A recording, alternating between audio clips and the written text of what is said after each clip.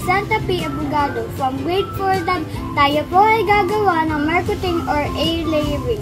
Sa pagmamarketing, kailangan mo ng mga sumusunod. Number 1, halaman. Number 2, tansi. Number 3, lupa na panaba sa halaman. Number 4, plastic. Number 5, tubig.